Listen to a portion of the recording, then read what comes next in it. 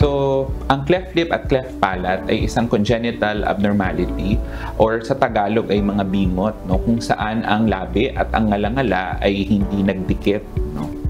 Speech and language delay, impeksyon sa tainga, panghihina ng pandinig, kahirapan sa pagnguya at dental problems.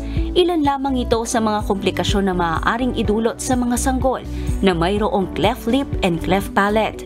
Ayon kay Dr. Paulo Angelo Katindig, ENT specialist ng Makati Medical Center, hindi isang bagay lamang ang sanhi ng cleft lip and cleft palate. Malaki rin ang kontribusyon ng genetics at environmental factors. Even until now, wala pa rin talagang one specific factor that can contribute to it. Sinasabi po na it's a multifactorial or maraming factors, no? But one is genetics. Sinasabi na pwedeng nasa lahi.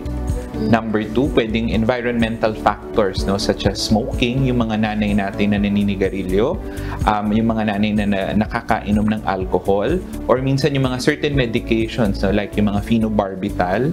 Yan po yung mga certain components na pwedeng mag-cause. Kaya naman payo ng espesyalista sa mga ina, siguruhing nasa tamang kondisyon bago magbuntis.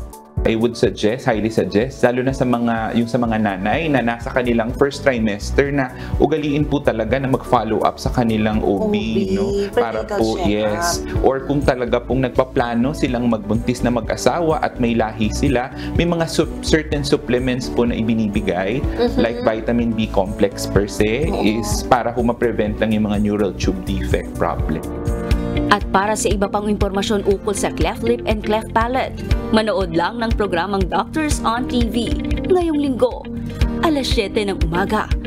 Dito lang sa UNTV. Kichi Cipriano, UNTV News and Rescue. Diyos ang aming sandigan, serbisyo publiko ang aming pinahalagahan.